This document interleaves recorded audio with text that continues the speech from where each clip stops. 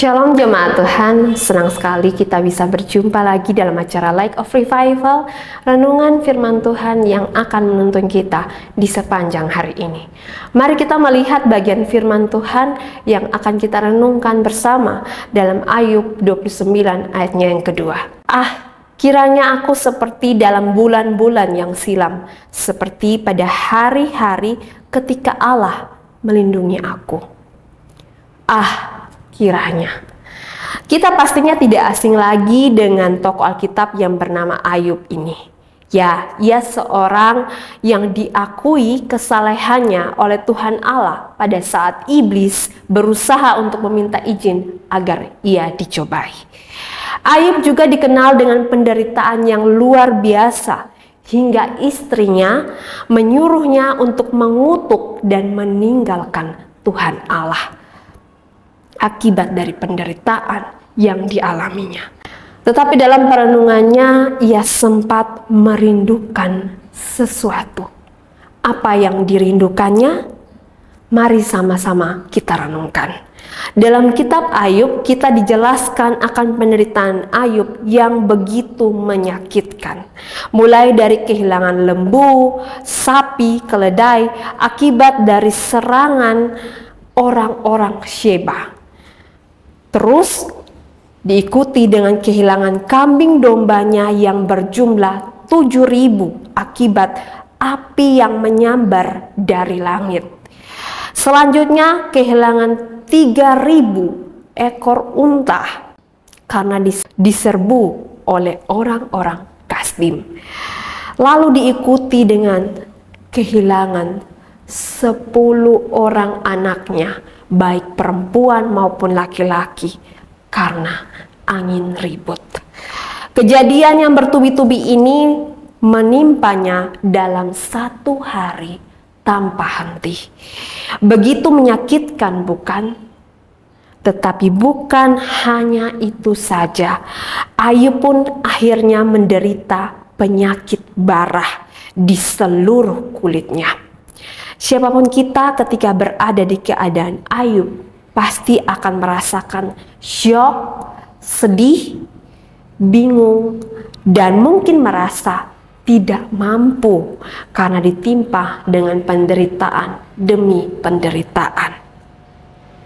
Tapi mari kita melihat kisah selanjutnya. Setelah itu, ketiga sahabatnya yang mendengar bahwa Ayub telah ditimpa oleh musibah datang dengan maksud untuk menghibur Ayub, sahabat mereka itu.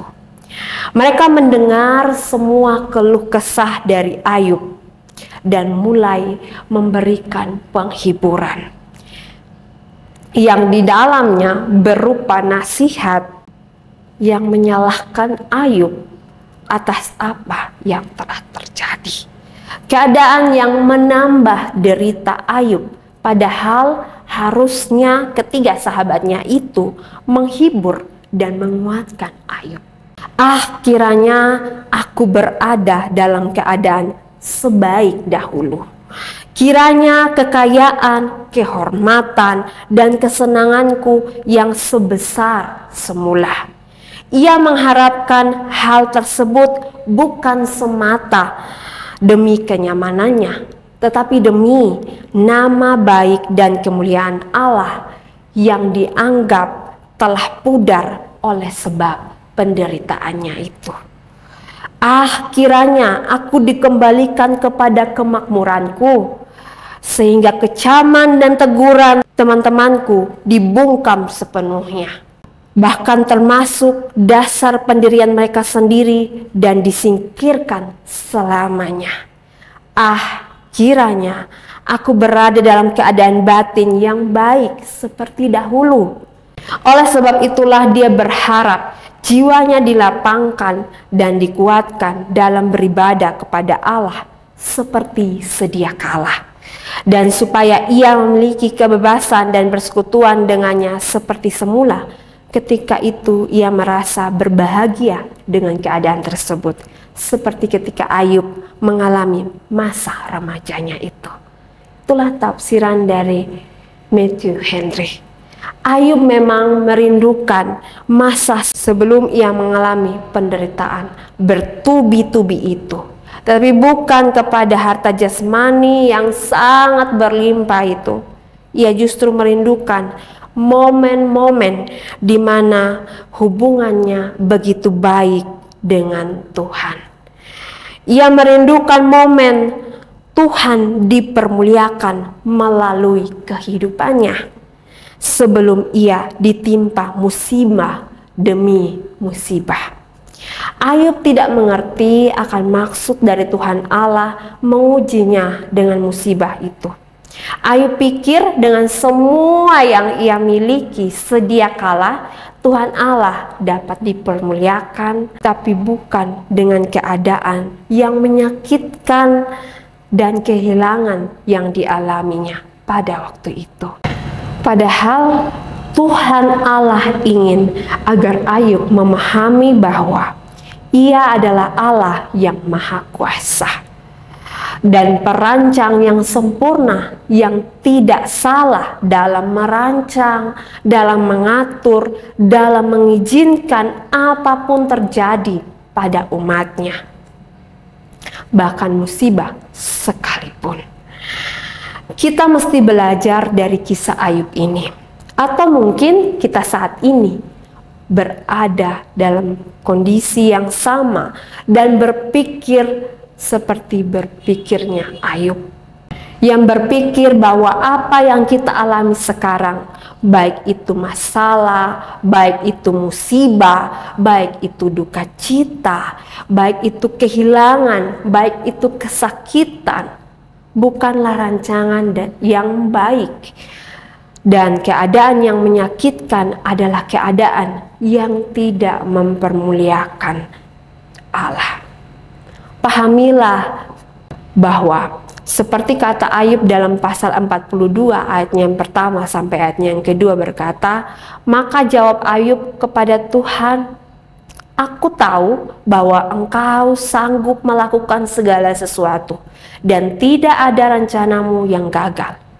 Allah kita tak pernah salah dalam mengatur segala sesuatu dalam hidup kita, orang percaya. Semuanya adalah baik dan akan mempermuliakan namanya, sekalipun melalui musibah yang menyakitkan. Kiranya Tuhan menolong kita dalam kesulitan, dalam musibah yang kita hadapi sekarang, sehingga kita tetap percaya, kita tetap mengandalkannya, meskipun dalam kesulitan yang kita hadapi sekarang. Mari kita satu dalam doa. Ya Tuhan, kami datang kepadamu Tuhan, kami disadarkan melalui firman Tuhan yang kami renungkan, bahwa melalui Ayub kami belajar kesulitan, tantangan, kesakitan, duka cita, musibah yang mungkin sedang kami alami sekarang bukanlah sesuatu yang buruk, bukanlah sesuatu yang pada akhirnya tidak mempermuliakan nama Tuhan. Tetapi di balik itu Tuhan sedang mengerjakan sesuatu yang baik bagi kami orang percaya. Engkau sedang mereka-rekakan yang baik. Engkau mengizinkan hal itu terjadi bagi kami untuk membuat kami lebih mengenal Engkau dan makin mengandalkan Engkau meskipun dalam kesulitan sekalipun Tuhan. Ajar kami dan mampukan kami Tuhan untuk boleh melihat musibah, masalah, duka cita, kehilangan, kesakitan sebagai caramu untuk membuat kami semakin dewasa dalam Engkau Tuhan dan semakin mengenal Engkau. Terima kasih Tuhan Yesus, biarlah Engkau dipermuliakan melalui kehidupan kami, baik dalam suka maupun dalam duka. Dalam nama Tuhan Yesus Kristus kami telah berdoa. Amin. Jemaat Tuhan, mari jadikan firman Tuhan sebagai terang dan pelita dalam kehidupan kita. Tuhan Yesus memberkati kita.